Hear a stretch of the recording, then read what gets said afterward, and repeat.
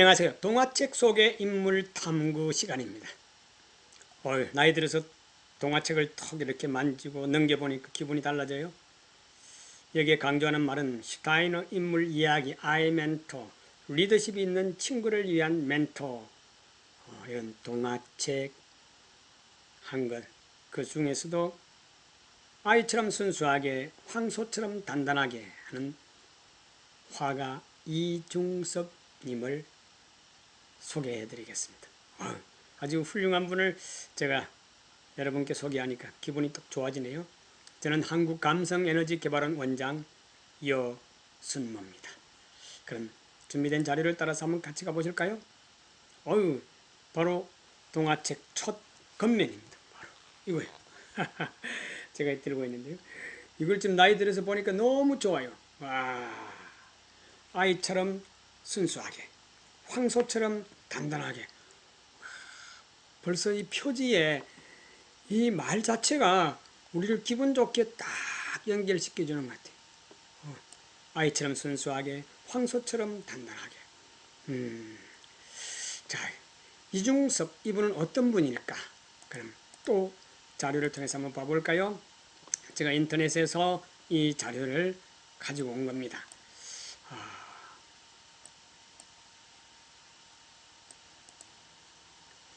자, 이중섭 하게 되면 1916년생이네요. 9월 16일. 1956년 9월 6일 날 아마 세상을 떠나신 것 같아요. 일제강점기 하게 되면은 우리 대한민국은 독립을 위해서 얼마나 애썼는가 하는 것을 우리는 역사 그리고 이 동화책을 통해서도 많이 알았습니다. 배웠습니다.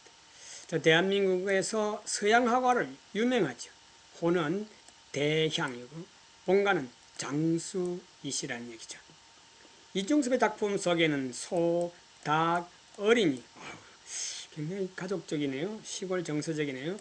가족 등이 많이 등장하고 있는데 항토적 요소, 동화적이고 자전적인 요소. 이 자전적이라는 말은 우리 자서전이라고 하잖아요. 자기를 중심으로 해서 글을 쓰는 자서전. 그런 게 담겨져 있고 그것이 바로 이 그림의 소재 특징이다라고 하네요. 뭐 싸우는 소, 흰소, 소에 대해서 얘기 많이 되어 있고요. 자, 그리고 뭐 흰소는 나중에 재밌는 말이 있어요. 뒤에 소개해 드릴게요. 소와 어린이, 황소 등등 작품들이 보니까 시골 정서, 소와 관련되어 있고 나중에 등장하겠지만은 개, 바닷가의 개 이런 등등의 재밌는 그림들이 많이 소개될 겁니다. 자, 여기서 이중섭은요,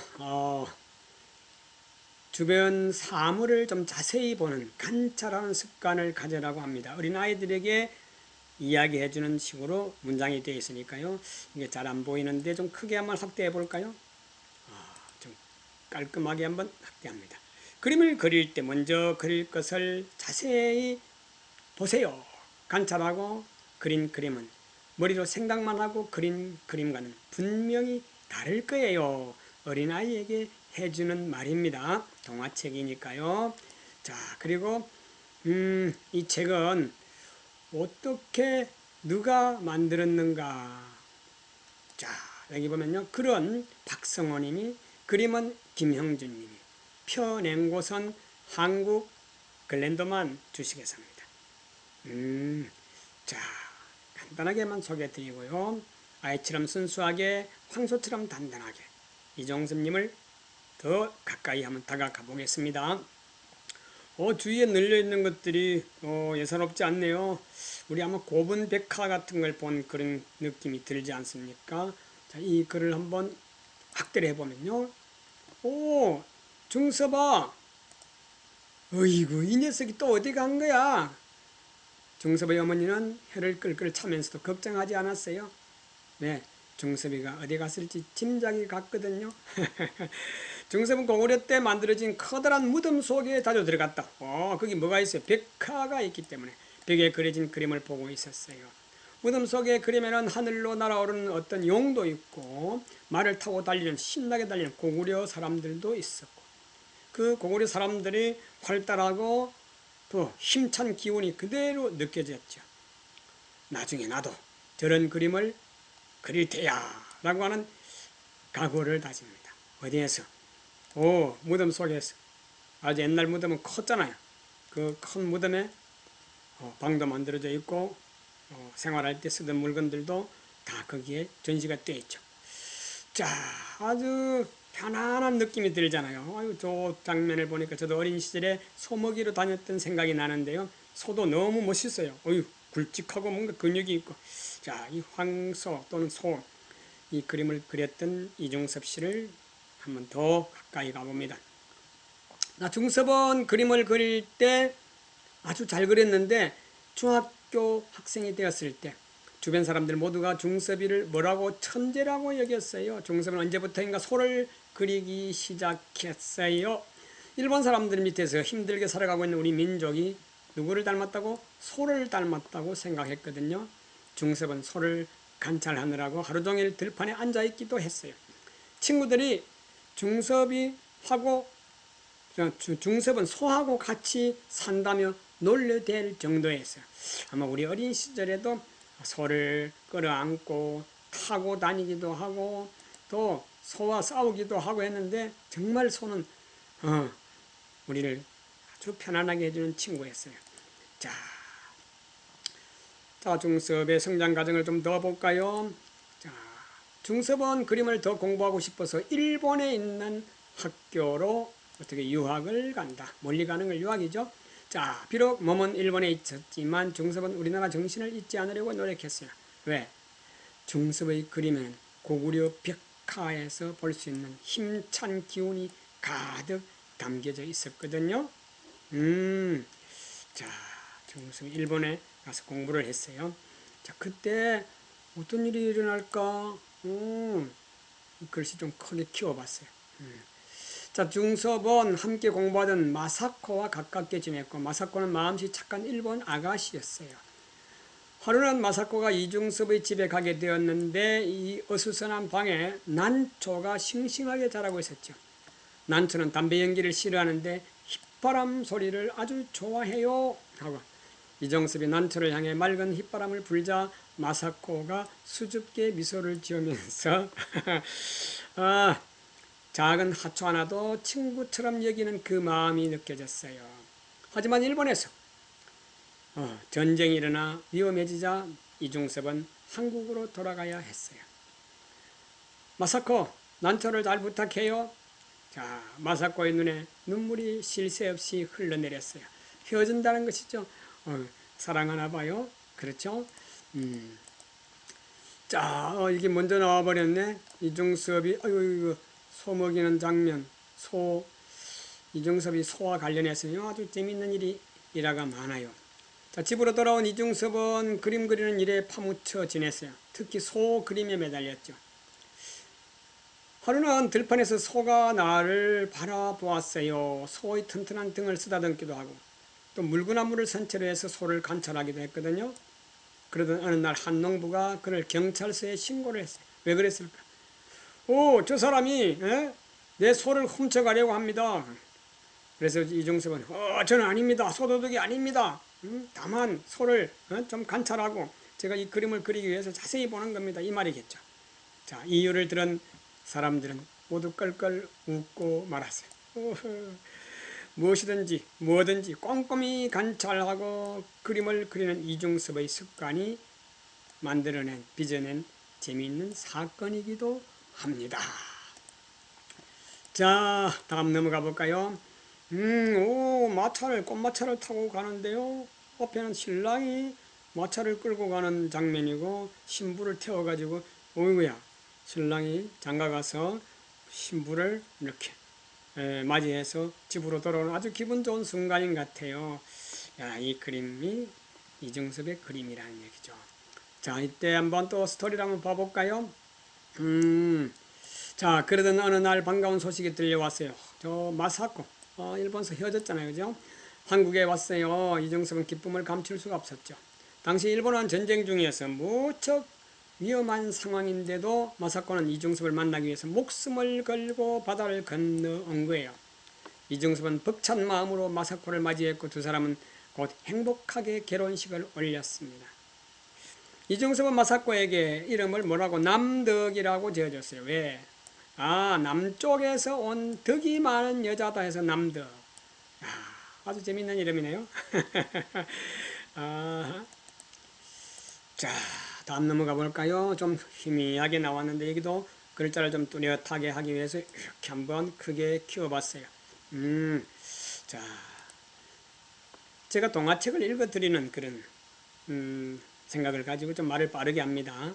자, 이중섭은 남덕 사이에 태연이와 태성이가 태어났죠. 한창 행복이 무르익던 무렵에 뭐가 뻥 하고 6.25 전쟁이 터지고 말았죠. 일어나고 말았죠. 이중섭과 그의 가족은 전쟁을 피해서 제주도로 갔어요. 나중에 제주도에 가면은 이중섭의 발자취를 알 수가 있다는 글도 나옵니다. 제주도에서 그들은 게를 잡아먹어야 할 정도로 가난했어요. 게는 우리 친구인데 어떻게 먹어요? 아이들이 얘기했죠. 태연이는 상에 놓인 게를 보고 눈물을 뚝뚝 흘렸어요. 어릴 때 그런 걸 좀 느꼈잖아요. 미안하구나. 대신 아빠가 게를 그림으로 그려줄게. 이중섭의 그림 중에는 소 말고도 뭐가 있다고 게를 그린 것이 많아요. 어떤 사람이 이중섭에게 그 이유를 묻자 그는 이렇게 대답했죠. 너무 많이 잡아먹어서 미안해서 그림을 그려서 살아있는 것처럼 탁 둔 거다. 너무나 철학적이죠. 자, 이중섭과 개 그리고 아이들과의 정서적인 이야기. 지금 바닷가에서 뭔가 낭만을 탁 느끼는데요. 이 글들이 자라서 제가 글을 좀 크게 해서 한번 같이 봐볼까요? 이중섭은 그의 가족은 서로 사랑했지만 너무나 가난했어요. 나 때문에 가족을 고생시킬 수 없어서 어떻게 할 수 없이 이중섭은 아내와 아이들을 일본으로 보내기로 했어요. 먹고 살기 위해서. 먹여서 살기 위해서. 아빠는 우리랑 안 가요? 아이들이 그럴 때 얼마나 가슴이 쓰리고 아팠겠어요. 먼저 가 있으렴. 아빠도 곧 따라갈 거야. 하고 보냅니다. 이게 뭐 소설의 아주 가슴 아픈 장면, 영화의 한 장면 이렇게 느껴지네요. 그래. 자, 이쪽 페이지에 있었던 작은 글은 또 어떻게 되어 있는지 한번 볼까요? 이중섭은 아이들의 손을 꼭 잡고 끌어안으면서 환하게 웃어주었죠. 가족들이 탄 배가 점점 멀어졌어요. 이중섭은 그동안 애써 참았던 울음을 토해냈어요. 내가 눈물이 날락해. 저도 어린 아이 때 너무 어머니와 함께 헤어지면서 저 시골에서 버스 타려고 1시간 동안 앉아있다가 어머님이 이를 잡아주고 그 당시에 옷을 이렇게 끄집어내가지고 그렇게 했던 어머니와 헤어지는 장면 그 생각을 하니까 눈물이 나요. 저도. 그래 잘 된 거야. 일본에 가면 적어도 굶지는 않을 거야. 그래서 옛날 우리 나라에서도 어렵고 힘든 시절에 아이들 배를 골리지 않기 위해서 남의 집에 식모살이로 보내고 머슴살이를 보내고 했던 그런 시대가 있습니다. 그런 느낌이 좀 드네요. 자, 부둣가에서 또 열심히 일을 하다가 잠시라도 멈추면은 그림을 그린다. 글을 좀 키워볼까요? 그때부터 이중섭은 홀로 남겨져 있었죠. 그에게 남은 건 오로지 그림뿐이다. 이중섭은 아무도 없는 판잣집에서 웅크리고 앉아 그림을 그렸고 부두에서 일을 하다가도 말고 그림을 그렸어요. 종이와 물감을 살 돈이 없어서 어떻게 해야 되겠어요? 담배를 싸는 은종이가 있었어요. 담배를 뜯게 되면 은종이가 있었죠. 그 은종이에 연필이나 못을 가지고 그림을 그리게 되고 꾹꾹 눌러서 했죠. 이중섭의 가족이 보고 싶었지만 어떻게 가족들에게 갈 수 있는 돈이 없었죠. 가슴이 아파요. 그래서 그리운 마음으로 편지를 가지고 쓰면서 달랬죠. 자, 담배 종이에다가 담배를 싸고 있는 그 종이, 은종이 거기다가 글을 쓰고 또 못이나 이런 걸 가지고도 움푹 베이게 그리기도 하고 연필이 없으니까. 자, 옛날 우리 어르신들도요. 울타리가에서 대꽃쟁이 아주 작은 것을 꺾어서 자기 허벅지에다가 글을 이렇게 씁니다. 지금 허벅지는 때가 없지만 옛날에는 때가 있어가지고 시골에서 쓰면 하얗게 글이 돼요. 저도 어린 시절에 그와 유사한 글을 써본 적이 있습니다. 아마 70대 이상 되면 다 그런 경험이 있을 겁니다. 바로 이중섭이가 바로 그런 일을 했다라고 나와 있네요. 여기에서 보면요, 좀 아주 아름다운 편지 같은 느낌이 드는데 간략하게 자기 아들 그리고 아내에게 편지를 썼는데 눈물겨운 사연들이 담겨져 있어요. 자, 그럼 글을 키워볼까요? 태연이 태성이에게, 아빠는 오늘도 태연이와 태성이가 물고기와 개하고 놀고 있는 그림을 그렸단다. 아빠는 날마다 열심히 그림을 그리고 있어. 태연이 태성이가 보고 싶어서 하루빨리 일을 마치고 갈 생각이란다. 아빠가 갈 때까지 사이좋게 잘 놀고 기다려주기를 바란다. 얼마나 보고 싶었으면 아이가 개를 가지고 개 잡고 놀고 하는 그 그림을 매번 그려서 차곡차곡 재놨겠죠. 자, 귀여운 내 아들 태성에게 감기 걸렸다기에 아빠가 천도복숭아를 그림으로 그려서 보낸다. 옛날에 선비들이 못 살 때, 제사 모실 때 고기가 없으면 고기를 그려서 올렸다는 이야기가 바로 이런 데서 느껴지네요. 예로부터 옛날부터서 천도복숭아를 먹게 되면 무슨 병이든지 다 낫는다구나 라고 편지를 했습니다. 늘 엄마의 어깨를 두드려주고 있다고 해. 참 착하구나. 우리 태성이가 벌써 커서 이렇게 편지를 잘 쓰니 아빠는 기쁘고 흐뭇하기만 하구나. 아들의 편지를 받고 편지를 보낸 거네요. 자, 여기다가 아내의 편지, 아내에게 보낸 편지를 이렇게 썼어요. 너무 감동적입니다. 내 생명의 힘이요 기쁨의 샘인 남덕. 기쁨의 샘. 당신만은 나를 기대하고 모든 정성을 다해 주리라 믿소. 나는 한국의 정직한 화가라오.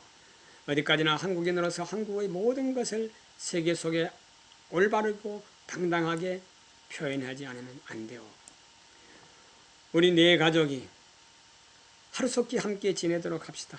자, 우리 네 식구 힘껏 껴안읍시다. 편지에다가. 정말 눈물겹습니다. 자, 어쨌든 한국적인 그리고 한국의 독립을 위해서 한국인의 자부심을 위해서 자기는 그림을 그릴 때마다 한글로 이름을 썼다는 일화도 있습니다. 정말 대단하신 분이죠. 자, 아마 작품 전시회를 하고 있는 장면이네요. 작품 전시회. 이 글을 좀 더 크게 한번 키워볼까요? 작품 전시회. 이중섭은 그동안 그렸던 그림을 모아서 전시회를 열었죠. 전시회. 그런데 전시회 중에 소동이 일어났어요. 어떤 소동이 일어났을까요? 은종이 그림을 없애라. 아까 말씀드렸잖아요. 담배를 싸고 있는 종이에 옛날에 은박지로 되어 있었어요.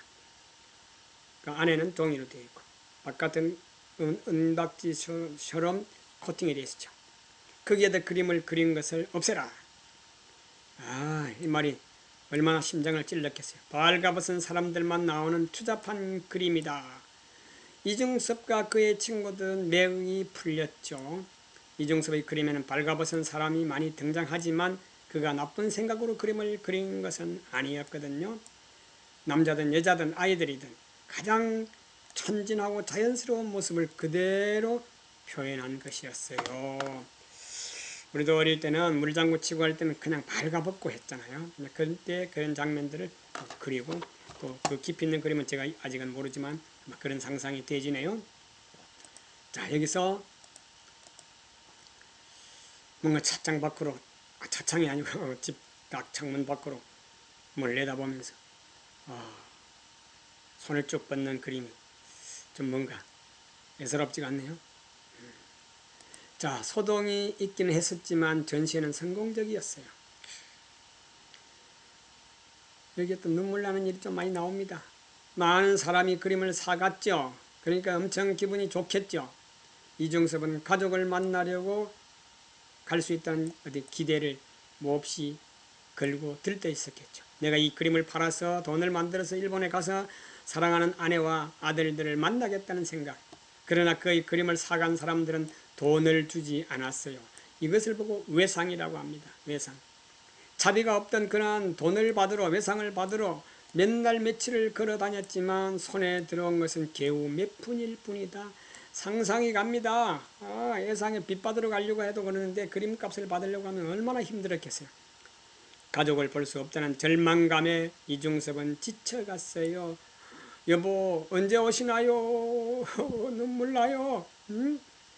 꿈결에 들려오는 가족들의 목소리에 이중섭은 잠을 이루지 못했어요. 가슴 아픈 사연이에요. 뭔가 병원에 링겔병이 걸려있는 걸 보니까 이중섭님의 무슨 병고가 생긴 것 같아요. 건강에. 어느 날부터선가 이중섭은 이상한 행동을 하기 시작했어요. 이상한 행동. 자기 그림은 모두 가짜라면서 그림을 태우기도 하고 피가 날 때까지 손가락을 문지르면서 이거 그림 잘못 그린 거야. 이 손가락이 거짓말쟁이야 하고 가짜 그림을 그리는 거짓말쟁이 손가락이야 하고 중얼거리게 됐습니다. 친구들은 고민 끝에 이중섭을 병원에 입원시켰어요. 그 늠름했던 그는 점차 볼품없이 야위어 갔어요. 저 화가 제정신이 아니래. 세상에 실망해서 정신병자가 되었다지 뭐야. 사람들이 수근거리자 이중섭은 자신의 모습을 그려보았습니다. 자기 모습을. 이 그림을 봐. 나는 정신병자가 아니야 라고 그림을 보이면서 탁. 그 그림은 이중섭이 그린 마지막 자화상이 되었답니다. 아직 젊은 나이인데 자화상이 마지막이라고 한다니까 마음이 좀 아프네요. 자, 그의 가을 이중섭은 41살 젊은 나이에 숨을 거두고 말았어요. 병원 침대 위에는 젊고 재능 있던 예술가 대신 밀린 병원비 계산서만 덩그러니 놓여 있었죠. 하지만 힘찬 소와 자유롭게 뛰노는 아이들을 담은 그 그림은 여전히 우리 곁에 남아 있어요. 이중섭은 평생 그림에 대한 사랑과 가족을 향한 그리움을 화폭 위에 펼쳤었어요. 그의 강렬한 삶과 그림은 많은 이들에게 오랫동안 기억될 거예요. 안타깝습니다. 젊은 나이에 41살의 나이에 목숨을 거두었다. 숨을 거두었다. 참으로 안타깝고 애처롭고 지금 이 시대에서도 그분의 자취는 살아있는데 너무 젊은 나이에 갔다. 자, 그리고 별별 상식이라 해서 이 사진으로 읽어보는 건데요. 사진을 다 하나씩 설명드리기는 어렵고 큰 타이틀을 그냥 캡처해서 한번 알아볼까요? 이 그림 아주 재미있게 생겼는데요. 앞서서 얘기 드렸듯이 나체, 즉 옷을 벗은 사진, 그림 얘기 나왔잖아요. 자, 이중섭은 오산학교에 다니면서 나라와 민족에 대해서 관심을 가졌고 그래서 졸업 앨범에 서명칸에 자신의 이름 대신 뭐라고 우리나라 지도를 그렸다. 자신의 그림에는 항상 한글로 이름을 썼답니다. 너무나 애국정신이 뛰어나다. 한국인의 자존심이 강하다. 그런데 이중섭의 그림을 보면 동섭 또는 대향이라고 쓰인 그림도 있다. 동섭은 둥섭이래요. 둥섭. 고향인 팽한도 사투리가 중섭이를 사투리로 말하면은 등섭. 북한 말이죠. 평안도. 대향은 대이상향. 인간이 생각할 수 있는 가장 살기 좋은 곳. 이 말 너무나 좋습니다. 대이상향을 줄인 말이야. 대향. 대향은 대이상향이라는 말을 줄인 것이다. 자, 여기다가